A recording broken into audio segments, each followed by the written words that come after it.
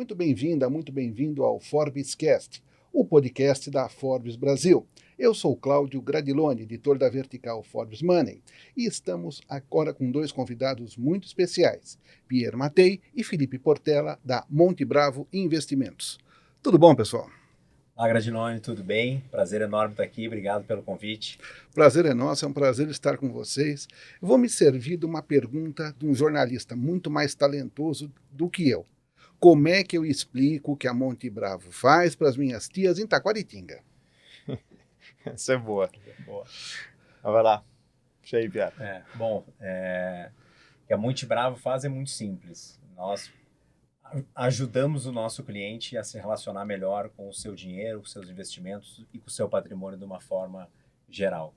O nosso trabalho é pegar realmente o investidor pela mão, seja ele um médico, um advogado, um empresário, um aposentado, uma dona de casa, enfim, não interessa a sua profissão, a sua atividade, ou o seu conhecimento do mercado, é justamente aí que a gente entra como empresa, dando todo o amparo, todo o suporte para que esse cliente se relacione melhor com o mercado e use tudo que o mercado tem. O mercado nos últimos anos se desenvolveu muito, né? O mercado brasileiro realmente vive um outro momento e tem uma série de ofertas, de alternativas para todos os perfis de investidores, e é exatamente aí que a gente se insere, nesse contexto que nós conseguimos entrar e ajudar o cliente a se relacionar melhor com o seu patrimônio. Agora, Pierre, você é formado em engenharia, Felipe, depois eu vou perguntar também da tua Não, trajetória, e de repente você foi aí mordido pelo bichinho do mercado financeiro, pelo bichinho da Faria Lima. Conta um pouco da tua trajetória, por favor. Perfeito, Grazione. Bom, eu, a exemplo de vários outros engenheiros, fui parar no mercado financeiro. Talvez o que seja inusitado na minha história seja o fato de eu ter começado no Banco do Brasil através de um concurso público. Eu tinha recém-ingressado na faculdade de Engenharia Civil na Federal do Rio Grande do Sul, ainda vivia em Porto Alegre nessa época, e eu estava louco para entrar no mercado de trabalho, começar a me inserir, começar a ter um primeiro emprego, uma primeira profissão, e vi no concurso para o Banco do Brasil uma oportunidade de eu começar a minha carreira. E é muito curioso porque os meus pais, tanto meu pai quanto minha mãe, fizeram carreira a vida inteira dentro do banco. Pegaram aquele tradicional modelo de prestar concurso para uma instituição e fazer a carreira, ficar a vida inteira ali até se aposentarem. O Banco do Brasil era uma empresa familiar na sua casa, literalmente. Exatamente. Até porque tinha um outro tio que também trabalhava para o Banco do Brasil. Então, eu vinha de uma família que tinha muito isso enraizado, de, olha, estudar, prestar um concurso, conseguir um emprego, ter uma estabilidade. E da mesma forma que os meus familiares fizeram, foi como se deu o meu começo, até que um belo dia eu decidi, peraí, para tudo, isso aqui não é para mim, vou enlouquecer se eu ficar aqui, não estava vendo mais sentido algum, e foi aí que eu decidi buscar outros ares e fui descobrir, através de um amigo, um churrasco, né, em Porto Alegre, poderia ser diferente, a profissão de agente autônomo de investimentos. Na época era algo completamente desconhecido aí da grande parte das pessoas, até mesmo do próprio mercado, mas foi aí que eu comecei. E só uma curiosidade pessoal, quando você anunciou em casa, vou sair do Banco do Brasil, vou pegar uma outra carreira, seus pais ficaram quantos dias sem falar com você? Ótima pergunta. Deu um luto ali de alguns dias, principalmente por parte da minha mãe. Meu filho, não faça isso, poxa, vai mexer com isso. Não vai. Não, essa foi dois momentos. O primeiro momento foi quando eu falei que não ia mais trabalhar no Banco do Brasil, que eu já tinha pedido as contas, e aí sim foi aquele desespero todo. Poxa, filho, mas estava com a vida encaminhada, a estabilidade, né? Aquele conceito bastante tradicional. Olha o exemplo do teu pai, cresceu, conseguiu um emprego, olha o que ele conseguiu prover para vocês aqui em termos de educação e tal. Então esse foi o primeiro baque. O segundo foi quando eu contei o que eu ia fazer. Né? Tá, mas filho, então o que você vai fazer? Você é agente autônomo de investimento. Bom, aí sim, aí brecou de vez. Aí complicou. E aí exatamente como assim, filho, não vai mexer com essas coisas aí não, como quase como se fosse algo, né, de outro mundo. E felizmente, acho que nós tivemos muita sorte, tanto o Felipe quanto eu, de termos as famílias muito presentes e muito apoiadoras dentro da nossa jornada. E isso, Gradiloni, fez toda a diferença, é algo até que hoje a gente valoriza muito dentro da Monte Bravo. Ninguém constrói nada sozinho e o primeiro empurrão tinha que vir da família. Claro. Então, apesar de não entenderem muito bem o que a gente estava fazendo naquele momento, o que era a profissão, deram todo o apoio, isso, toda a minha família, meus pais, meu irmão, demais amigos também, isso foi fundamental pelo que viria mais à frente. E você, Felipe, fala um pouquinho da sua trajetória. Você já conhecia o Pierre antes? Como é que é isso? Não, na verdade, nós conhecemos na jornada, ao longo da jornada, né? Mas Uhum. a história não acaba não sendo muito diferente. Eu fazia faculdade de Direito e entrei como estagiário no Banrisul, né? O Banco do Estado do Certo. Rio Grande do Sul. Uhum. Entrei na área jurídica, obviamente, mas em 2 semanas eu percebi que eu não queria fazer aquilo ali, não queria mais da minha vida trabalhar com direito. Que data vênia não era aquilo. De maneira nenhuma. E aí acabei pedindo para trocar de área, né? Colocaram para atender os clientes no caixa eletrônico, depois ajudar os gerentes, né? O estagiário ali. E aí eu acabei percebendo que ninguém entendia muito de investimentos e fui me aprofundar nos produtos de investimentos do banco e acabei picado ali pelo mercado financeiro, pelos produtos de investimentos, fui entendendo, me apaixonando por aquilo ali e não consegui mais me desvincular. Nessa época, eu fui procurar, se eu quero trabalhar com investimentos, eu morava em Santa Maria, né, cidade interior do Rio Grande do Sul. Onde é que eu vou trabalhar? Vou ter que ir embora de Santa Maria aqui, porque aqui, com certeza, para trabalhar com investimentos não tem lugar. Mas, para minha surpresa, na época, a XP era um agente autônomo, vinculado à corretora da Intra, e tinha uma filial em Santa Maria. E aí eu acabei começando a trabalhar na XP, nessa filial do agente autônomo da XP. Comecei final de 2006, início de 2007. Fiquei por 3 anos lá, até o final de 2009. E aí o Pierre, foi assim que eu conheci o Pierre. Na verdade, o Pierre já tinha, depois dessa história toda dele aqui, já tinha um agente autônomo, que ele era sócio. Nós tínhamos um conhecido em comum no mercado, que me indicou para ele. Ele foi atrás, fez uma proposta. Na época, a primeira proposta eu neguei, mas no fim, por outros motivos, acabei procurando ele. E a gente, aí sim, nos conhecemos melhor, né? Nos conhecemos melhor. E aí fui trabalhar com ele, isso era janeiro de 2010. Então foi assim que a gente se conheceu. E na realidade... São aí 14 anos, né? 14 anos. E quando vocês decidiram, bom, é isso que nós queremos fazer, nossa carreira é essa, vamos empreender, vamos ter nosso próprio negócio. Como é que foi essa trajetória? Não foi tão planejado assim. Né? Claro, verdade, nunca é. Como o Felipe comentou, eu fazia parte de uma outra sociedade, tinha com outros sócios. Ele se juntou a gente em janeiro de 2010 e poucos meses depois, para ser mais preciso, 2 meses, eu ligo para ele e digo, olha, precisa conversar. Que lembra aquele todo projeto que eu tinha te vendido, todo aquele sonho da gente construir um negócio aqui, vamos dominar o mundo e tal, né? Tá de pé ainda, mas nós vamos ter que fazer um ajuste de rota aqui, porque essa sociedade que eu tinha se optou por descontinuá-la, né? Ela foi descontinuada por conta de divergência entre os próprios sócios. Cada um optou por seguir um caminho, a gente teve algumas divergências aí, e o projeto que parecia muito promissor e que eu tinha usado para seduzir, né, o Felipe para se juntar a gente, foi por água abaixo. Mas aí eu virei para ele, olha, tenho 2 notícias, né? Uma ruim, que é essa aqui, e a outra boa, que do meu lado aqui segue. E eu acho que, no fundo, tanto uma questão acho que desde o início a gente teve uma afinidade, a questão de valores, a gente acabou se identificando muito. E óbvio, né? Também do meu lado era um senso de responsabilidade por ter recém-trazido ele para o projeto, e dele era por falta de opção. Não tinha. Não tinha escolha. Não tinha muito. Dentro de todas as opções que eu tenho, essa é a que parece mais atraente. A gente brinca que aí nascia Monte Bravo, né? Monte Bravo é um fracasso bem sucedido aí que a gente brinca, porque foi exatamente dessa forma, sem um grande planejamento.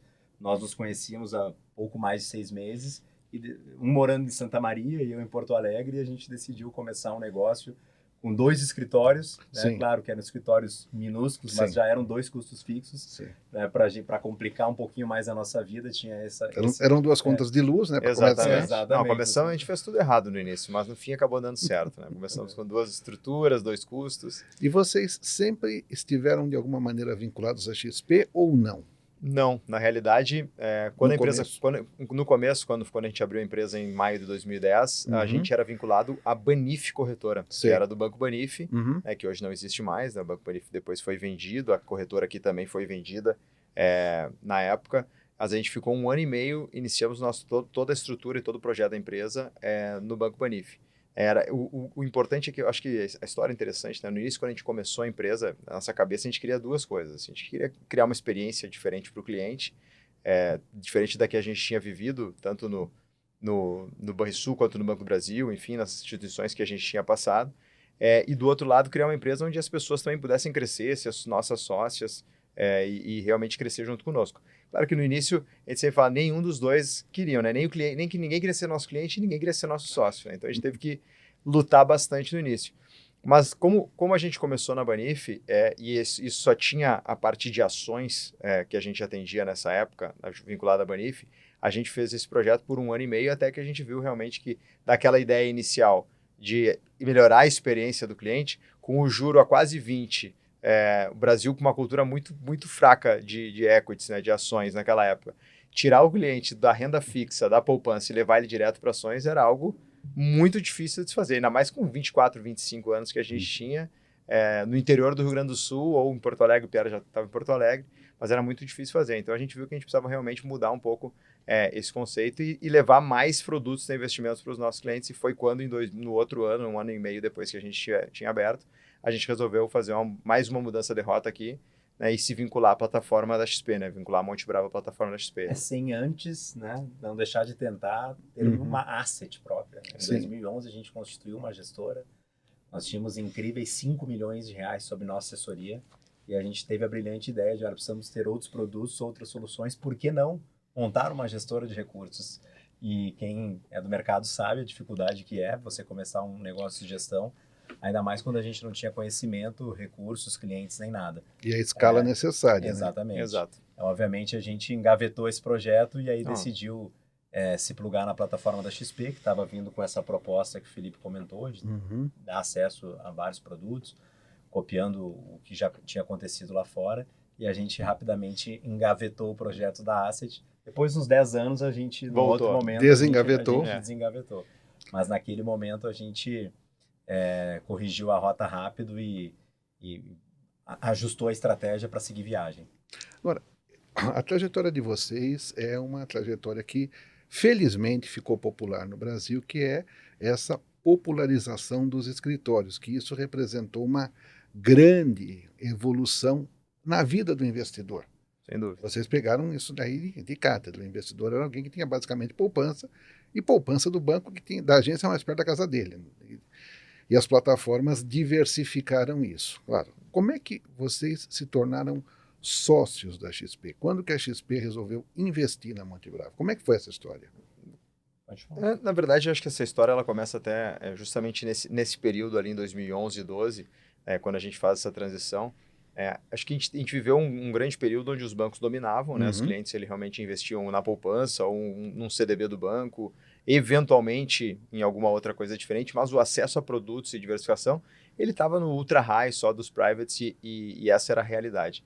Aí veio o advento das plataformas, né? Esse conceito que a XP trouxe quando a Actis entrou na sociedade, a XP mudou o paradigma e criou essas plataformas e deu acesso a produtos aos clientes.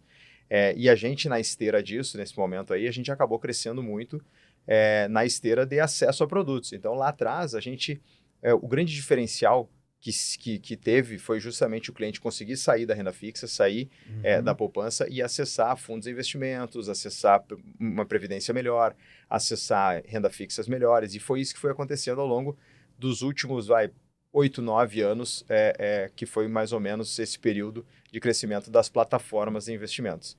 Só que aí em 2020, o Pierre pode me ajudar aqui, e aí em 2020 a gente, como um escritório de agente autônomo, a gente viu que a Monte Bravo ela realmente tinha crescido bastante e a gente precisava dar novos passos na evolução dos serviços que a gente levava para os clientes. A gente começou a ficar um pouco amarrado, né? O Pierre gosta de dizer que a camiseta ficou pequena naquele momento. A gente estava com um pouco mais de 13 bilhões de reais. Quantos clientes, mais ou menos? Nessa época, a gente devia ter uns 12, 13 mil clientes, mais ou menos, que a gente tinha nessa época.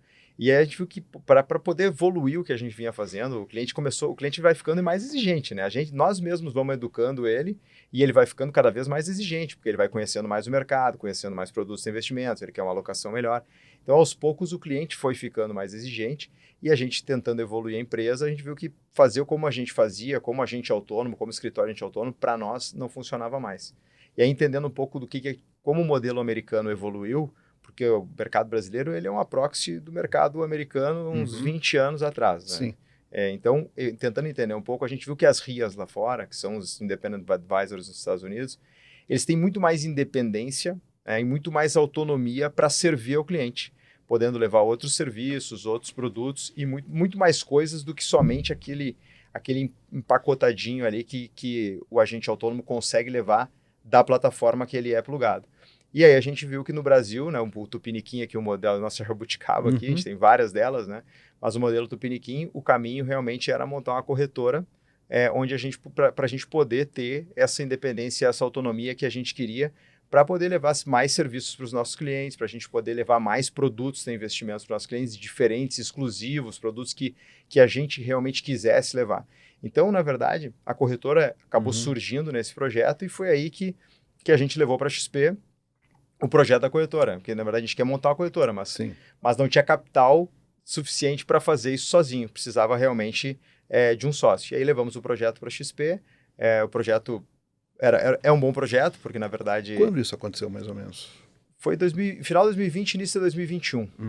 Nós formalizamos a sociedade em junho de 2021 e aí começamos a trabalhar nos trâmites todos de plano de negócios, submeter isso à avaliação do Banco Central e cumprir todos os ritos necessários para termos a constituição e autorização para a nossa instituição financeira. Entendi. E esse processo de constituição de uma corretora que é demorado mesmo, né? Sim. O Banco Central tem uma burocracia bastante exigente, todo mundo sabe disso. E necessária, inclusive. Claro, né? Para proteger o poupador final. Exato. Isso aí, qual foi a participação da XP ao lado de vocês nesse processo? Como é que foi isso? Ela nos suportou, na verdade, principalmente porque a XP, assim como a gente também, não estava preparada para esse movimento, para que a gente tivesse já uma corretora no dia seguinte. Então, teve todo um trabalho, principalmente de tecnologia, para desenvolver os sistemas, as ferramentas, para que a gente possa plugar a nossa corretora na corretora da XP. Esse modelo é um modelo pioneiro dentro do Brasil, que é o quê? Que é de uma instituição financeira, que é uma corretora PN, na expressão do mercado, participante de negociação, plugada em outra participante, que é a participante plena, onde essa participante plena presta e nos fornece alguns serviços, principalmente de retaguarda, de back-office, de ferramentas, de clearing, tecnologia. custódia. Exatamente. Então, toda a parte de liquidação e custódia, quem vai prover para os clientes da Monte Bravo Corretora é a XP. Então, esse foi o passo esse foi o modelo que a gente entendeu que fazia mais sentido nessa primeira virada de chave, esse primeiro passo de um escritório de agente autônomo para realmente hoje uma corretora, um grupo financeiro. Hoje não é mais só a corretora, é claro que ela vai ser o principal CNPJ, é o principal braço, mas a gente já tem hoje, nós já fomos ao longo do tempo construindo um ecossistema aqui em Monte Bravo, com gestoras, são 2 gestoras hoje, né? Não tínhamos nenhuma lá em 2011, agora tem 2. O nosso braço de mercado de capitais, a nossa corretora de seguros, empresas de educação financeira, enfim, é um ecossistema realmente que a gente foi montando para levar esse tipo de conversa, de soluções para os nossos clientes dentro de uma cultura, de um modelo que a gente foi construindo na Monte Bravo. Para deixar mais claro para quem nos está assistindo, me dá um exemplo de um produto que vocês tinham mais dificuldade em oferecer e que agora ficou mais fácil de oferecer como corretora. Olha, acho que a gente poderia citar aqui como exemplo... O que a gente pode citar aqui, Portela? A gente pode citar o FIP da UKBR.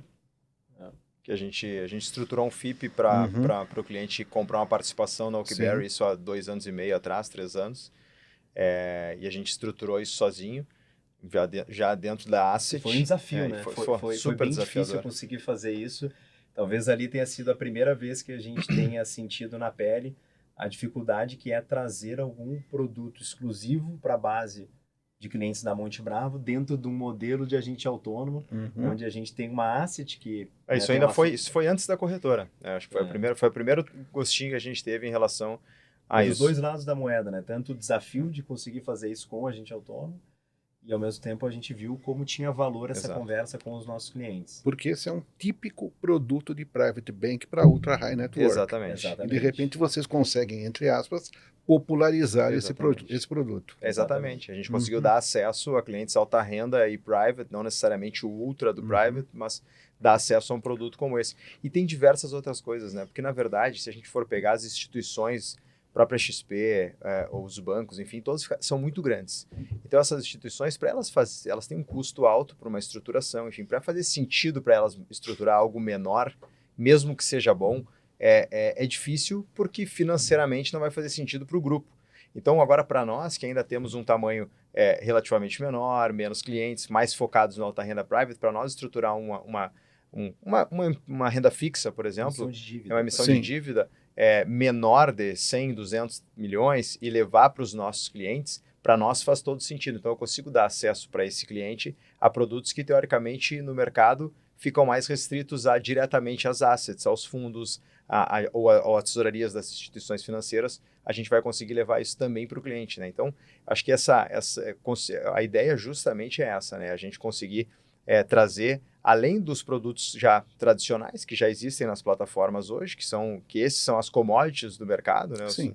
Os fundos, as rendas fixas grandes, né, de grandes emissores, a gente também trazer produtos diferenciais com taxas mais atrativas, né, para os clientes finais alta renda e private nesse processo. E também é uma maneira de vocês permitirem ou facilitarem o acesso a funding para a empresa de tamanho médio, o famoso middle market, que é o eterno Exato. vive correndo atrás de dinheiro. Exato. Né? Exatamente. O inverso é verdadeiro, porque boa parte do cliente nosso é empresário. Sim. É um cliente empresário e ele muitas vezes ele está querendo emitir uma dívida da própria empresa, né, fazer, e aí pode de repente poder dar acesso a essa dívida, dar o funding para esse investidor e eventualmente, se fizer sentido, levar para algum cliente que também queira comprar a dívida desse ativo, né? Sim, porque um banco, mesmo um banco de atacado, entre aspas, tradicional, ele vai ter muita dificuldade em conversar com uma empresa que, sei lá, queira levantar menos de 500 milhões, Exato. 1 bilhão. Você Sem acabou dúvida. de dizer 100, 200 milhões para você, está ok. Exatamente.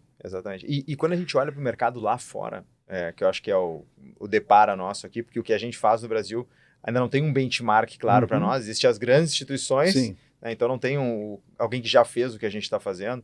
Quando tu olha para o mercado lá fora, as gestoras patrimoniais, lá, essas empresas, os RIAs, eles conseguem hoje ser empresas que fazem a assessoria dos clientes de uma forma muito mais personalizada, né, mantendo um tamanho e conseguindo dar essa personalização para a assessoria do cliente, né, para o atendimento ao cliente. Conseguir ter essa customização para o cliente. E é isso que a gente quer trazer ao Brasil. A gente quer ser uma empresa, uma gestora, uma empresa que dá assessoria e faz gestão patrimonial. A gente não quer ter um grande banco, distribuir produtos bancários, enfim, não. É justamente focar no cliente alta renda e dar assessoria e gestão patrimonial para esse cliente. Porque existe aí, talvez o Pierre possa me até falar um pouco mais sobre isso, existe aí um buraco no mercado, um buraco do ponto de vista de serviço prestado ao cliente. O sujeito que tem até, sei lá, 1, 2 milhões de reais em liquidez, ele está lá no banco, está no segmento top do banco de varejo, ou eventualmente está numa plataforma mais independente, mas ele está lá. O sujeito que tem acima de 100 milhões de reais de patrimônio tem, ou está no private, ou se for maior, tem um family office. Nesse meio, ele está subatendido. Não sei se vocês concordam comigo. Total. Não, a gente concorda. Sabe, para a nossa surpresa, E é surpreendente isso, né? Ao longo do tempo, né, nós começamos lá atrás atendendo clientes de varejo focados só em ações. Uhum. Aos poucos a gente começou a ampliar a nossa oferta, cuidar dos investimentos de uma forma como um todo. Em um dado momento da nossa jornada, a gente passou a falar também sobre planejamento patrimonial, sucessão, proteção, temas inclusive quentíssimos hoje, né? Não tem como o cliente não falar sobre isso. E aos poucos a gente foi se deparando e percebendo que mesmo clientes mais endinheirados, clientes de segmentos de alta renda, privates, mesmo segmentos ultra high, também, mesmo nesses segmentos, havia um espaço da gente levar uma proposta diferente, com um atendimento com muito mais proximidade, com muito mais alinhamento, com muito mais dedicação por parte do nosso lado. E a gente foi conseguindo. Hoje nós temos dentro da Monte Bravo clientes dos mais variados patrimônios, inclusive patrimônios bem substanciais dentro desse nicho, né, que você comentou, de acima de 100 milhões de reais, e talvez isso fosse algo inimaginável há alguns anos atrás. Então, Hoje são quantos clientes? hoje nós estamos com mais de 30 mil clientes ao todo, dentro dos diferentes segmentos. Nós temos o segmento que é o nosso digital, onde a gente atende os clientes que estão numa fase inicial de formação e acúmulo de patrimônio, depois realmente o segmento assessoria e o segmento private, que aí dentro da Monte Bravo é a partir de 10 milhões. Entendi. Então a gente tem, e aí entra um pouco da nossa estrutura do ecossistema que eu comentei. Nós estamos falando sobre a parte de mercado de capitais, ajudar o empresário. Poxa, isso conta muitos pontos na hora de atendê-lo, de tê-lo como cliente. Mas tem outras estruturas complementares que ajudam muito nesse trabalho. A parte do nosso wealth management, do nosso family office, que nós constituímos também há 2 anos atrás. Isso também ajuda muito a gente a atender e se relacionar com esses clientes de maiores tickets. E vocês têm hoje quanto em ativos sob gestão? Acabamos de superar os 35 bi sobre nossa assessoria. Uhum. Então, acho que é uma marca bastante especial para a gente. Vocês são a maior dentre as independentes. Dentro do segmento independente, sim. Entendi. E aí que tá. Empresas que crescem, querem crescer, querem continuar crescendo. Vocês veem aí oportunidades de consolidação, que vocês estão comprando alguém? Boa pergunta. Velha pergunta. Sempre estamos. Estamos olhando, namorando, a gente está sempre. Uhum. Não tem nada no radar exatamente agora, mas a gente, sim, desde 2020 para cá, nós já fizemos 5 aquisições. Sim. A gente teve leituras diferentes nesses 3 anos. Tiveram uns momentos que estavam mais propícios para isso, depois, até por conta do aquecimento do mercado, as próprias plataformas tentaram resguardar e blindar os escritórios vinculados, né, fazendo contratos de exclusividade, contratos de longo prazo. Então, isso atrapalhou um pouco, porque tornou muitas transações inviáveis na prática, mas a gente vem, sim, fazendo isso. A gente, né, vem preparando a empresa para ser um player consolidador. O Felipe comentou sobre a realidade do mercado lá fora, só a título de curiosidade.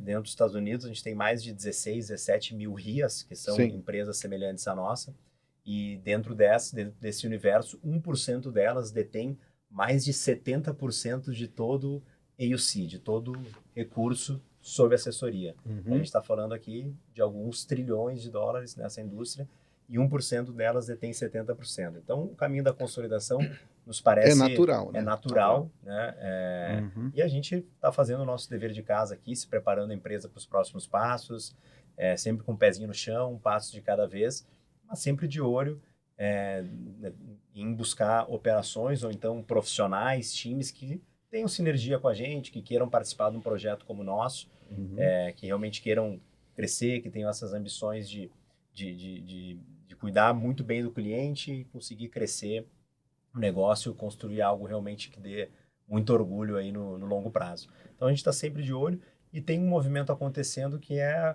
a consolidação. O Felipe fala muito sobre isso, né? Até vou roubar um pouquinho as palavras dele aqui. A consolidação ela pode acontecer de várias formas. Uma delas é de fato através do movimento inorgânico de aquisição. Outras eu já comentei que é através da atração de profissionais. E tem uma outra que é silenciosa, que a gente brinca, que é através da atração do próprio cliente. O próprio cliente hoje, a gente teve ali um momento que ter um aplicativo, se conectar numa plataforma e ter vários produtos era uma novidade. Isso era realmente foi algo transformador, teve uma disrupção na forma como o brasileiro investia. Só que hoje isso já não é mais uma novidade. Virou commodity. Hoje virou commodity. E o diferencial está justamente no serviço, está na prestação de serviço. Enquanto que eu consigo, como empresa, como profissional, agregar valor de fato para o meu cliente ali na ponta. E não só investimentos mais, né? Exatamente. E levar essa conversa para outros, ampliar essa conversa, né? Para outros assuntos, falar sobre planejamento patrimonial, falar sobre sucessão, falar sobre investimentos internacionais, que também estão cada vez ficando mais facilitados. Algo que vai fazer diferença. Sem dúvida. Aproveitando que você falou de investimentos internacionais, o brasileiro ele sofre aquilo que a gente diz em inglês um home bias, ele sofre de um viés doméstico violento, né? Ou seja, o brasileiro investe basicamente no Brasil e quando ele quer diversificar, ele compra um título internacional de uma empresa brasileira. Sim. A diversificação dele é só a moeda, né? Isso. O risco é o mesmo. Bom, obviamente que tem razões históricas para isso, né? A gente sabe que não muitos anos atrás tudo bem, você poderia confessar tranquilamente que você tinha, sei lá, roubado um supermercado, ou dado um golpe na seguradora, mas você não confessava que você tinha uma conta legal no exterior. Então havia todo um preconceito. Isso felizmente mudou. Essa pecha felizmente mudou. Mas mesmo assim o investidor brasileiro continua muito muito comprado em Brasil. Isso está mudando, isso é geração, as gerações mais jovens estão mais abertas, vocês que estão aí na linha de frente no dia a dia do cliente, com o cliente, como é que vocês estão vendo isso? Muito legal você comentar desse home bias, desse viés local, e a causa raiz por trás disso tem 3 letras, né? CDI. Sim. Então, esse é o ponto que desencoraja qualquer um, muitas vezes, a pensar um pouco disso, porque realmente no curto prazo é cruel. Só que está mudando, a gente percebe realmente uma mudança nesse sentido. Acho que também os adventos tecnológicos que nós vimos no mercado nos últimos anos, poxa, a facilidade hoje, diferente do que era lá atrás, de você abrir uma conta lá fora, mandar recursos, hoje realmente fica muito convidativo para o investidor, pelo menos, olha, poxa, vou experimentar isso, vou ver como é que funciona, vou mandar um pouquinho, colocar um pezinho e tá ótimo, e tá tudo certo. Acho que tem que ser dado um primeiro passo nesse sentido. A gente, como Monte Bravo, tem percebido uma demanda crescente sobre esse assunto. Eu acho que à medida que a gente tiver continuidade nesse movimento de queda de juros, vai ser natural o brasileiro, poxa, repensar e querer rebalancear um pouco mais a sua carteira. Então, é uma aposta nossa, a gente vem preparando a empresa para isso, aprofundando, né, o nosso discurso, os nossos conhecimentos do mercado lá fora, para poder ajudar o cliente brasileiro nesse processo de internacionalização. Vai ser como é em outros países? Talvez não, mas eu acho que aqui a gente percebe já uma mudança e tô animado que isso vai continuar. Nos próximos anos a gente deve ver cada vez mais, e não só pela troca de geração, mas as próprias gerações mais experientes, vamos dizer assim, também já estão mais abertas, mais receptivas a essa conversa, e acho que o juro alto lá fora também tá dando uma ajudada, e mesmo que seja através dessa compra de título de empresa brasileira, para começar, tá tudo bem. Acho que o importante é experimentar e conhecendo, e diversificando, e vendo que também o mercado lá fora não é também esse bicho de 7 cabeças como muitas vezes se imagina daqui. E essa demanda, vocês notam que vem do investidor mais jovem, do investidor que tem mais dinheiro e quer diversificar, ou é mais uma questão, entre aspas, educacional mesmo? Como é que vocês veem isso? Acho que o primeiro fator é uma demanda, é uma questão mais educacional. Assim, o cliente ele conhecer e entender mais sobre como funciona o investimento offshore. Eu acho que tinha essa desmistificação da ilegalidade, né, do tema offshore. Então, tem a primeira desmistificação sobre isso, mas acho que isso é página virada já de uma forma geral. Sim. A grande questão agora realmente é educar, entender, e acho que o ponto principal que tem feito com que tanto jovens quanto pessoas mais velhas, que possuem já um acúmulo maior de riqueza, é a facilidade do acesso hoje ao investimento offshore. Hoje, em 2 dias, você está com a conta aberta, já fez o câmbio e já está investindo fora do Brasil.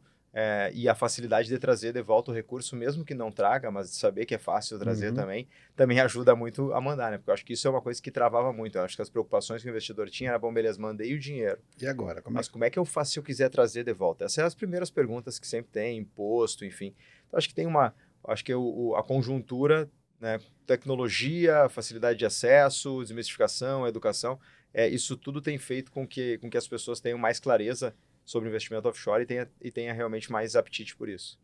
E tende a ser um caminho sem volta. O sujeito que começa a investir num fundo, começa a investir numa ação, faz um investimento offshore, ele não volta para o CDB do Banco de Varejo. Não volta. Muito difícil. Só no caso de uma extrema necessidade mesmo, mas do ponto de vista de diversificação, de alocação, ele mesmo se dá conta que não faz sentido. Agora, aí que tá, nós estamos aí vendo essas primeiras semanas de janeiro, foram um momento aí de uma volatilidade forte. No mercado tem toda uma questão de política monetária americana, quando o juro vai começar a baixar, enfim, toda aquela incerteza no mercado, fora as incertezas geopolíticas, climáticas que estão, né? Sim.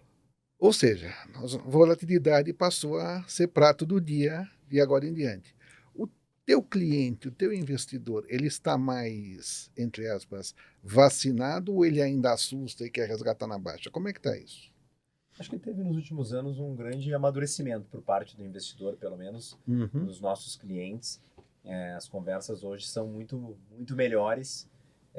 O cliente entende mais os porquês e ele está mais exigente, ele está mais questionador também. Mais próximo. Então, mais próximo. Então, antes mesmo de eventualmente ele fazer uma determinada operação, dele colocar uma parte do seu patrimônio em ações ou operações de maior risco, ele quer entender melhor. Ele consulta, ele quer ver uma segunda opinião, ele pesquisa. E isso vale para todos os clientes de todas as idades, tá? Acho que esse é um ponto legal. Mesmo de novas gerações mais antigas que tinham muito enraigado aquilo, vou comprar, o investimento é poupança, não falava nem investimento. Né? Às vezes a gente perguntava para as pessoas o que tu tinha de investimento, eu não tenho nada, mas ia ver, tinha milhões na poupança. Não, mas isso aqui é aplicação, não é investimento.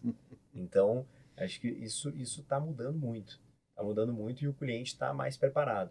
O que traz mais... Que exige mais de vocês, exige mais da gente, né? Exige mais. O que eu acho que é ótimo, dado que o nosso core business aqui é prestação de serviço, é assessoria, essa é a atividade essencial da Monte Bravo para nós, isso é ótimo, é um prato cheio. E acho que tem um ponto importante, que aí falando um pouco da Monte Bravo, a gente montou dentro de casa toda uma estrutura de inteligência de mercado. Né? Então isso ajuda muito, porque isso prepara muito o nosso banker, o nosso assessor, que leva a informação para o cliente, então acaba levando mais tranquilidade no momento de volatilidade como essa.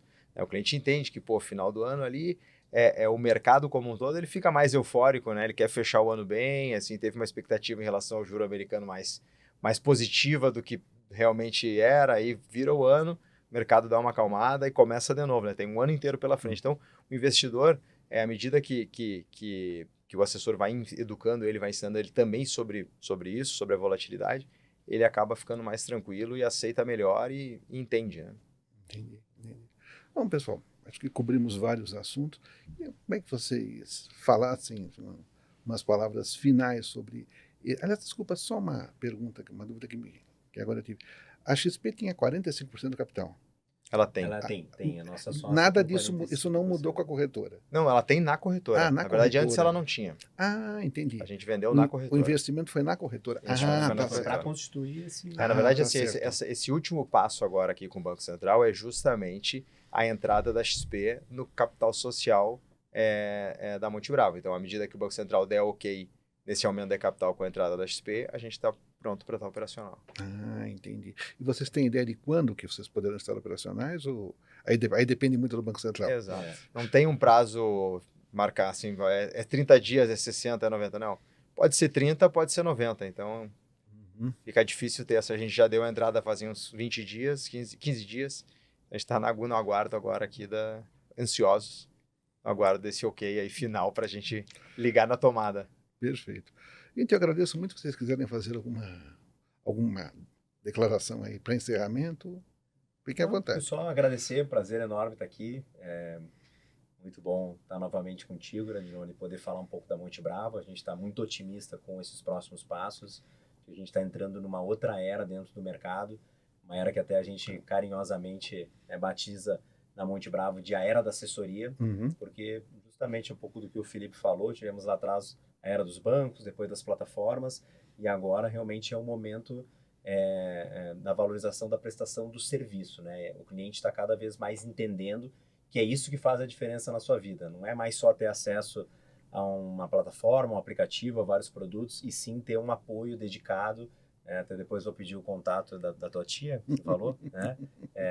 Que a gente vai lá visitá-la com muito... Na verdade, essa é a frase de um outro jornalista e a tia já não está mais conosco. Já não está? Então tá bom. Então, mas estamos abertos a outras indicações, não tem problema. Perfeito. Mas a gente acredita muito nisso e estamos animados, assim, com tudo que... Acho que 2024 tende a ser um ano positivo para os mercados. a gente conversa com o nosso time de análise e até a gente toma um pouco de cuidado, porque a turma está bem animada otimista, mesmo, bem otimista com o desempenho dos mercados, principalmente aqui ao longo de 2024, e a gente espera aproveitar isso da melhor forma, levar isso da melhor forma para que cada cliente tire o melhor proveito disso, e eu acho que é isso. Então, mais uma vez, muito obrigado, espero que a gente possa se rever em breve. Com certeza. Muito obrigado. Felipe não, Felipe com I, né? Felipe. Realmente. Não, mas acho que do nosso lado só tenho a agradecer realmente pelo papo aqui. E como o Pierre falou, acho que a gente está super falando um pouco do nosso mercado, né? Do mercado do lado de vista do teu business, ponto de vista né? do business, exatamente. A gente está super confiante também no movimento da corretora. Acho que essa independência e essa autonomia vai nos trazer um crescimento, como tu comentaste, né? Que a gente obviamente espera crescer, né? Porque à medida que a gente melhora o nosso serviço, a gente obviamente quer ter mais clientes ou mais dinheiro até dos nossos clientes também atuais. Nos serve, também nos serve. Certo. E não reclamam. Não, de maneira nenhuma. E do mesmo jeito, eu acho que esse mercado ele tende a se consolidar, como aconteceu nos Estados Unidos, né, através de questões de aquisições inorgânicas, né, adquirir empresas, ou através de bons profissionais que procuram uma estrutura melhor para atender os clientes, porque o cliente, na medida que passa o tempo, ele fica mais exigente. Então, para nós, realmente, por isso que a gente tem investido tanto nesse movimento, porque a gente acha que quanto melhor a gente ficar como empresa prestadora de serviço, mais a gente vai conseguir atrair bons clientes para o negócio. Então, é um pouco do nosso momento aqui, o que a gente está fazendo. Perfeito. Gente, muito obrigado pela presença, obrigado. Foi um prazer. Obrigado. Prazer é nosso. Este foi o Forbescast, o podcast da Forbes Brasil. Eu sou Cláudio Gradiloni, editor da Forbes Money, e eu estive com Pierre Matei e Felipe Portela, fundadores da Monte Bravo Investimentos. Espero que você tenha gostado e nós nos encontramos na próxima. Até lá!